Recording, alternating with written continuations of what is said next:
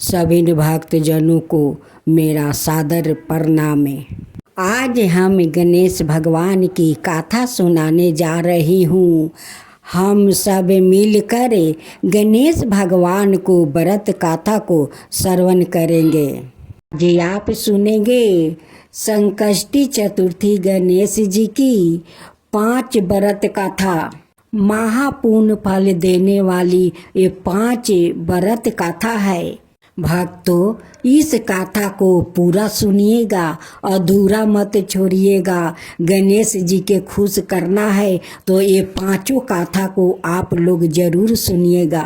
जय श्री कृष्णा, राधे राधे।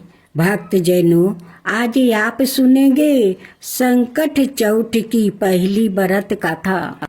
एक देवरानी जेठानी थी। जेठानी अमीर थी, उसका परिवार भी 12 और पूरा भरा हुआ था। देवरानी गरीब थी, इतनी गरीब की जेठानी की सेवा अटल करके गुजारा करती थी।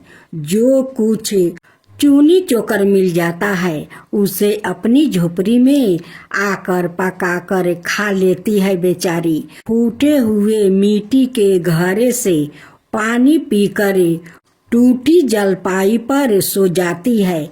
सुबह उठकर फिर जेठानी की सेवा करने चली जाती है। साल भर का त्योहारों आया। देवरानी भूखी पियासी जेठानी की काम करती रही।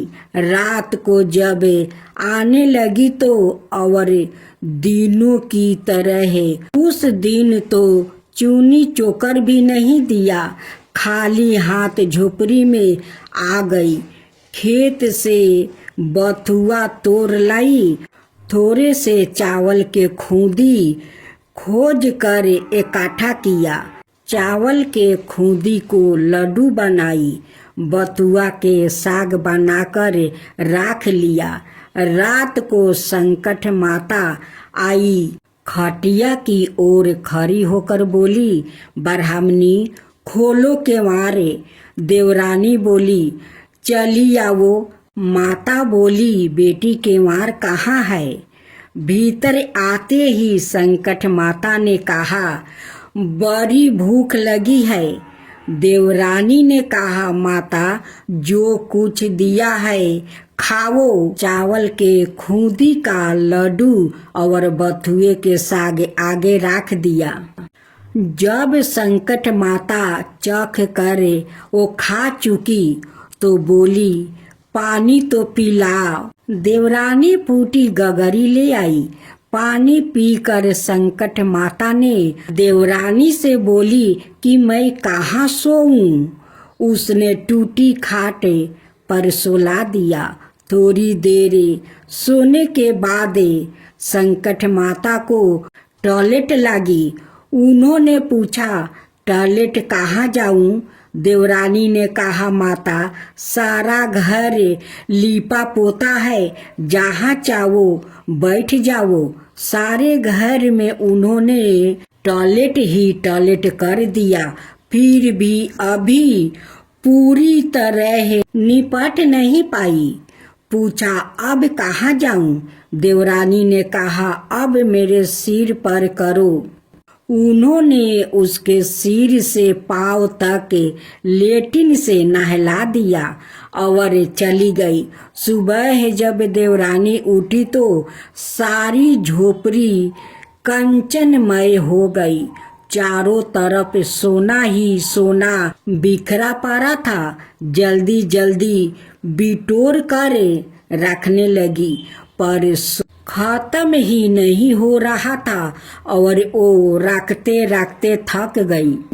इधर जब समय से देवरानी नहीं पहुंची तो जेठानी बहुत बिगड़ने लगी।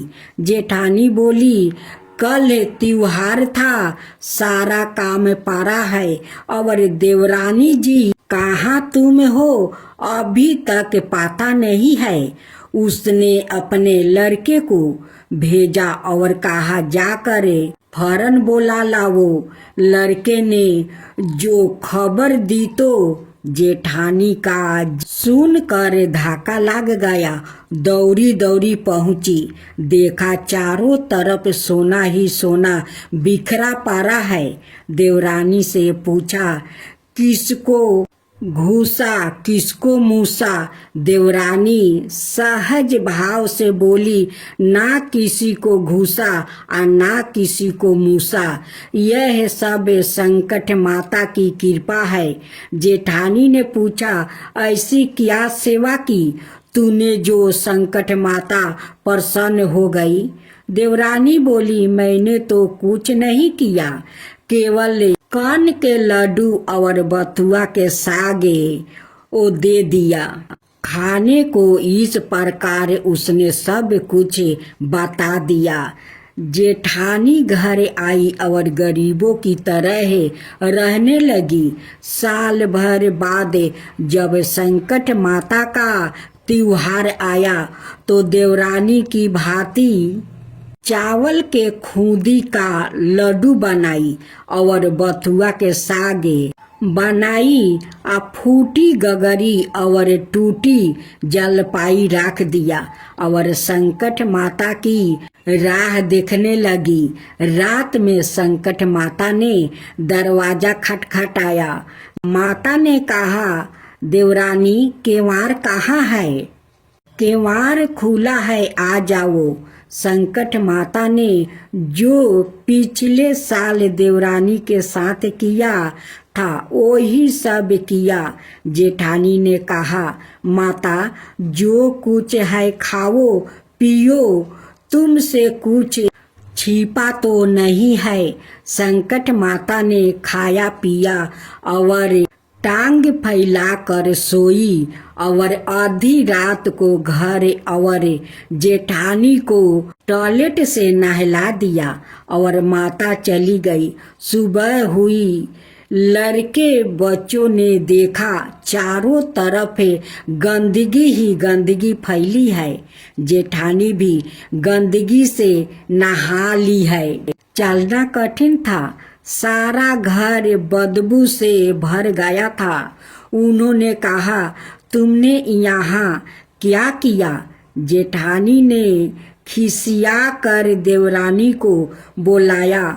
देवरानी आई। जेठानी ने बड़े ताने से कहा, तूने जो कहा था वो कुछ नहीं हुआ।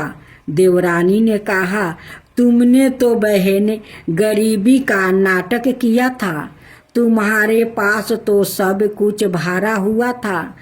इसी से संकट माता प्रसन्न हुई और मेरी गरीबी में उन्हें दया आ गई और सब कुछ दे दिया। और तुमने तो, तुम्हारा घर में तो सब कुछ भरा हुआ है, फिर भी तुमने मेरी नकल की थी। इसी कारण से संकट माता तुम्हारा ये हालत किया है। कोई दुखे करता है और कोई सुखे करता है।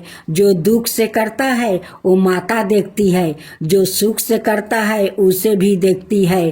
तो वही करती है जो माँ को इच्छा हो। गरीबे तो भगवान को पूजा पाठ करते हैं, अमीर क्या करते हैं, वो अपना धन छुपा कर बैठा रहता है। लेकिन गरीब को धन देकर वो भी नाटक करना चाहता है, उस लिए तो भगवान ऐसे करते हैं। अब संकट